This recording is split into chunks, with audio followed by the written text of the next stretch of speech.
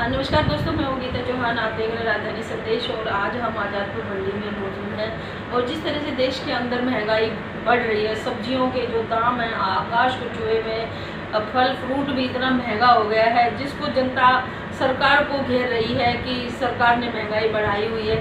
साथ ही हम एक ऐसे दिग्गज के साथ भी बैठे हुए हैं जिसको आज़ादपुर मंडी को उसकी व्यवस्था सुधारने में बहुत बड़ा योगदान दिया है। और आज जो सफाई व्यवस्था आप देखते हैं यहाँ की, जो थोड़ी सुचारू रूप में है, उसका सारा श्रेय अगर जाता है तो शर्मा जी को जाता है। और आज हम इनसे बात करेंगे कि जो टमाटर की जो कीमतें बढ़ी हैं, जो और सब्जियों के दाम जो आसमान छू रहे हैं, फल फ्रूट के जो दाम हैं वो आकाश छू रहे हैं, और सब लोग जो है गवर्नमेंट को कोस रहे हैं महंगाई पर, उसी पर आज हम चर्चा के लिए यहाँ पहुँचे हैं। नाम राजेंद्र शर्मा है और मैं सर आपका राजधानी संदेश दो बार में स्वागत है आपका। धन्यवाद। 2 बार इस मंडी का चेयरमैन रह चुका हूँ।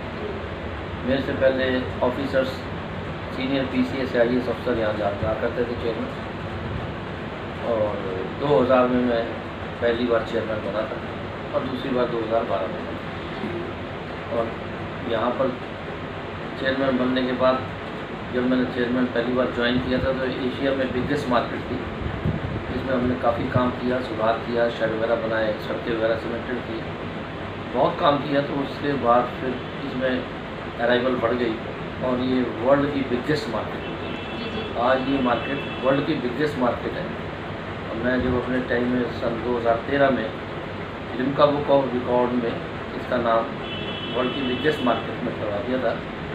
और उसके बाद फिर जब आप पार्टी आ गई तो उसके बाद से शायद किसी ने इसको परस्यू नहीं करा, वरना ये वर्ल्ड की बिगेस्ट मार्केट है और वो लिम्का बुक ऑफ रिकॉर्ड में दर्ज होना चाहिए। तो राजेंद्र जी के बारे में देखिए, जब से इन्होंने जिम्मेदारी आज़ादपुर मंडी की संभाली और इनके ही कार्यकाल में जो है लिम्का बुक में रिकॉर्ड में ये मंडी को बिगेस्ट मार्केट में दर्ज होना, ये बहुत बड़ी बात है। और जब हम अभी आ रहे थे इनसे मिलने के लिए तो हमने बाहर से ही इनका जब नाम और इनका एड्रेस पूछा तो लोगों की ज़ुबान पर इनका नाम और इनका एड्रेस बाकायदा बखूबी हमें सीधा रास्ता बताया गया और हम यहाँ तक पहुँचे हैं। ये है इनके काम का कारण जो इन्होंने इस मंडी के लिए किया।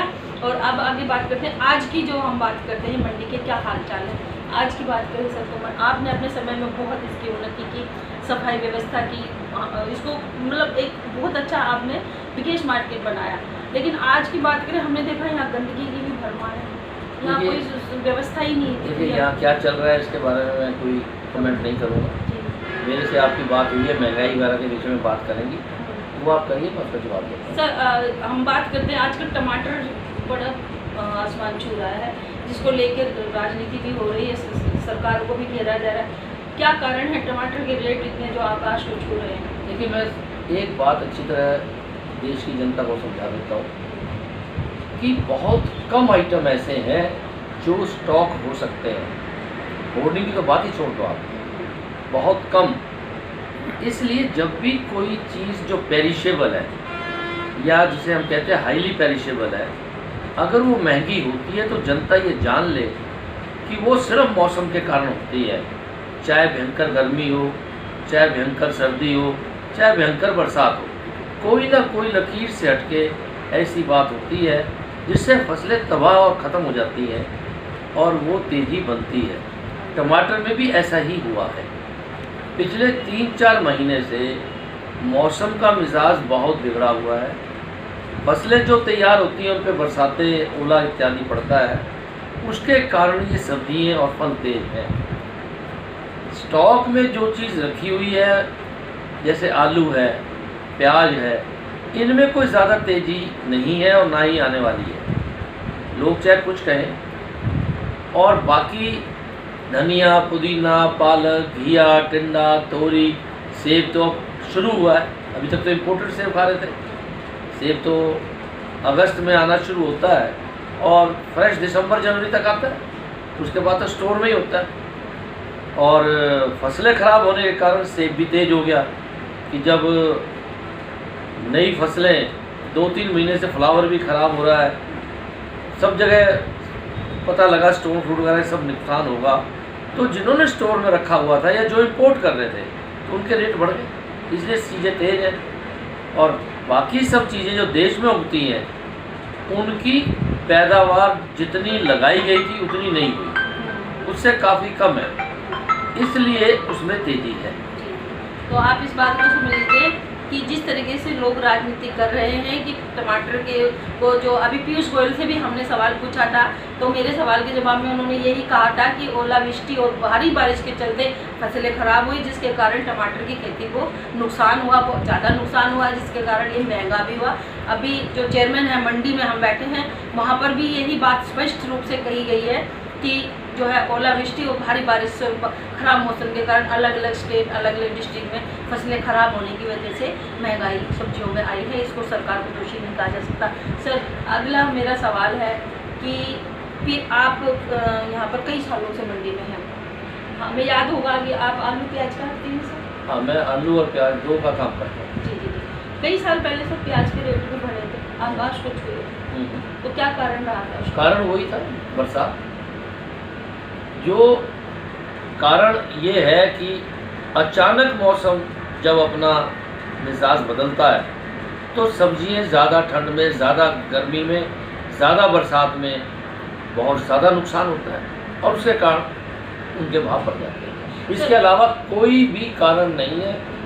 देश में वैज्ञानिकों ने इतनी ज़्यादा एग्रीकल्चर में तरक्की की है।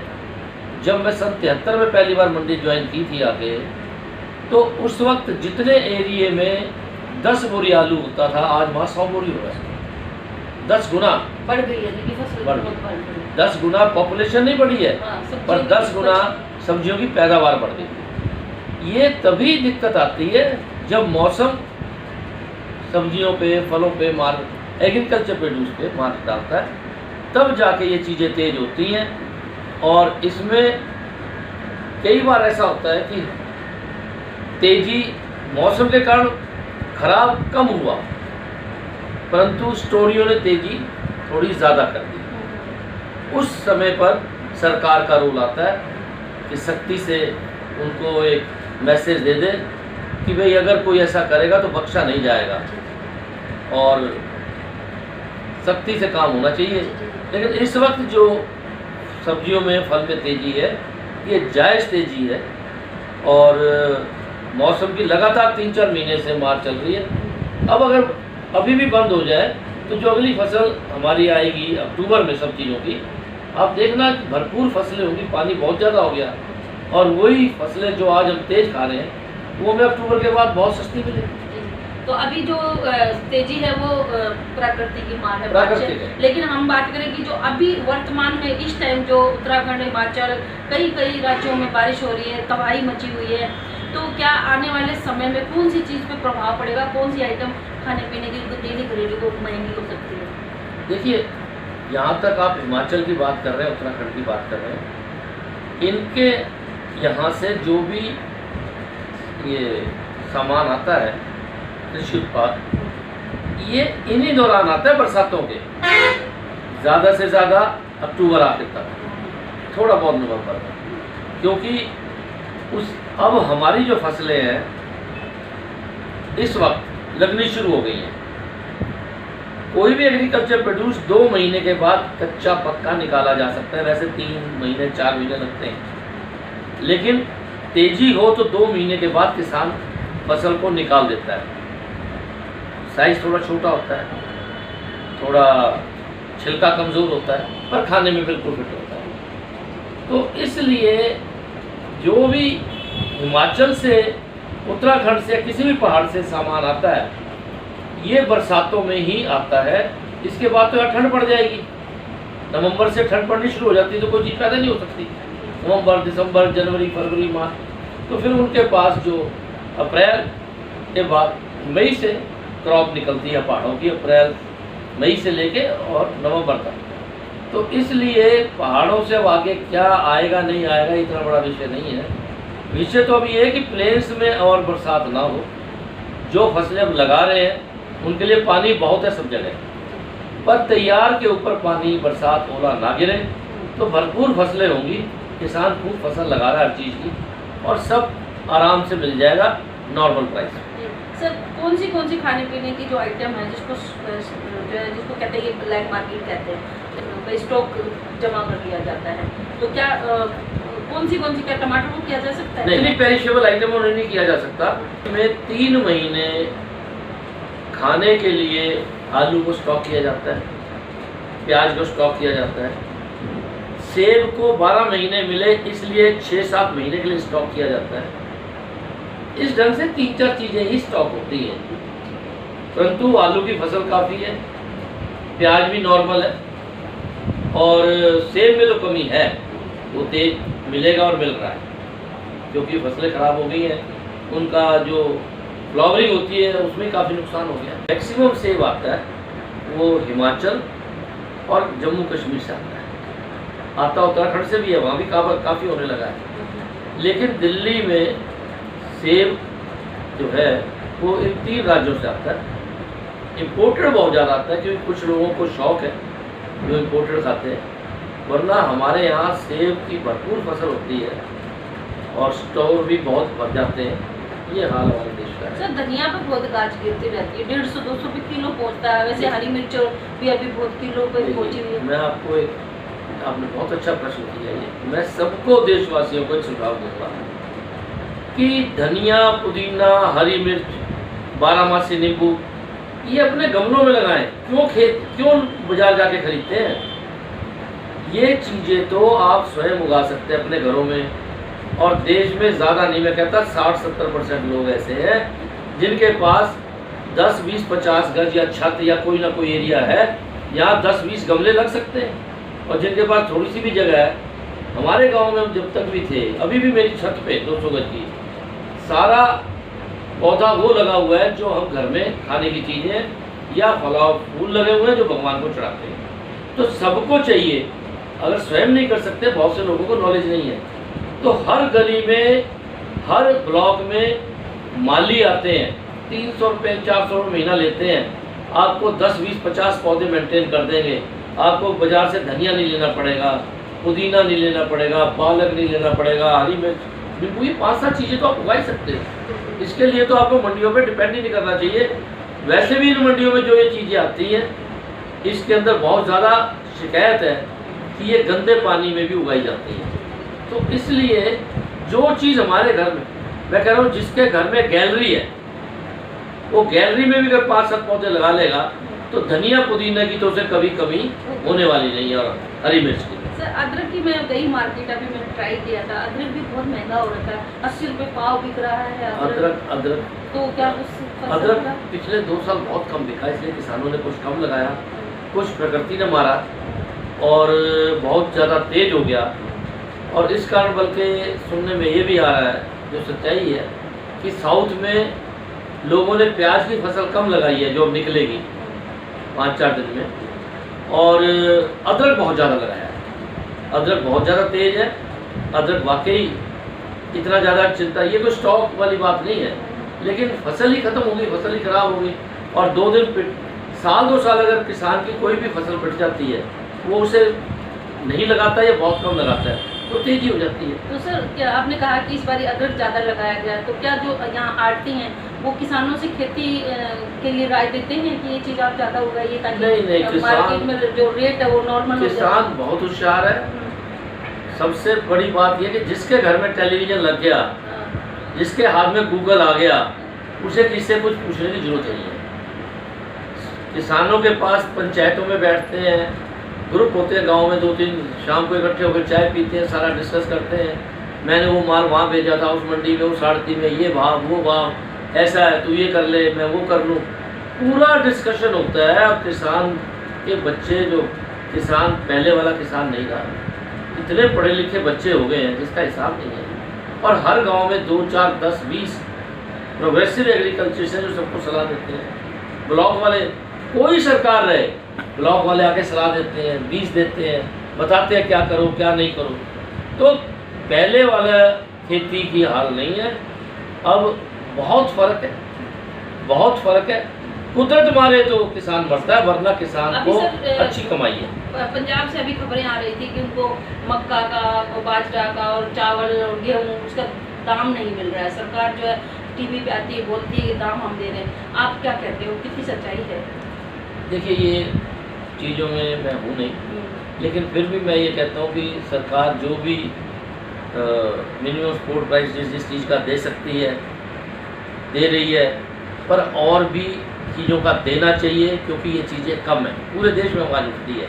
तो जो भी सरकार है या सरकारें रही हैं वो अपनी तरफ से कर रही हैं। जो आज है सरकार, उसे भी चाहिए कि कुछ मिनिमम सपोर्ट प्राइस बढ़ा दे और कुछ और जिनसों को शामिल कर ले जो कि मिनिमम सपोर्ट प्राइस के अंदर आ जाए। पैसा देश में बहुत है, 2 लाख करोड़ के अंदाज में हर साल टैक्स बढ़ रहा है और भी ज़्यादा बढ़ रहा है। ट्रिलियन इकोनॉमी की हम बात कर रहे हैं, तो ये सब बातें अब गौण हो जाती हैं। 90-95 तक तो देश में पैसा नहीं था, हम सोशलिस्ट पैटर्न पे काम करते थे। अब हम कैपिटलिस्ट इकोनॉमी की तरह काम कर रहे हैं, तो पैसे की कमी नहीं है, पर जहाँ जहाँ लगाना है वो केंद्र सरकार का काम है और राज्य सरकार का काम है। किसानों के ऊपर जितना ज़्यादा लगाएं उतना अच्छा है, वो देश को फ़ायदा देगा। तो किसान अगर खेती से दूर हुआ तो फिर इंपोर्ट के अलावा कोई रास्ता नहीं है।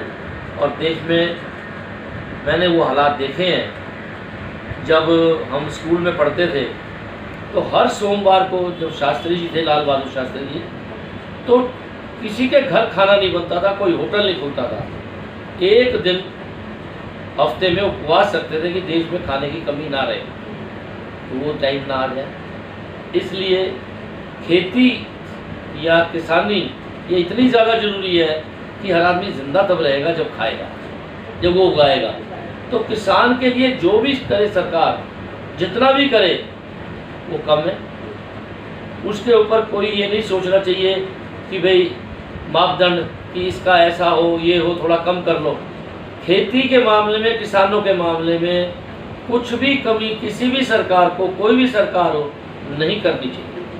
तो ये थे राजेंद्र शर्मा जी जो बता रहे थे कि किस तरह से इन्होंने यहाँ पर टैक्स की भी बात कही कि कितना मिलियन जो है टैक्स जो है ना सरकार को जाता है। वहीं किसानों की बात की कि किसान का ध्यान सरकार को रखना बहुत ज़रूरी है और उनके रेट उनको देना ज़रूरी है, क्योंकि इतनी कमी देश में पैसे की नहीं है। जिस तरीके से टैक्स की बात की गई, टैक्स दिया जाता है, तो किसान को देने में कोई बुराई नहीं है। दूसरी बात रही बात सरकार को जो ब्लेम करते हैं कि महंगाई को लेकर, वहाँ पर भी अभी चेयरमैन साहब ने क्लियर कर दिया है कि महंगाई जो फल सब्जियों पर कैसे बढ़ती है, इसलिए ख़राब होने से बढ़ती है, ना कि इसमें सरकार दोषी है। तो ये जानकारी दे रहे थे जयपुर मंडी से चेयरमैन राजेंद्र शर्मा जी।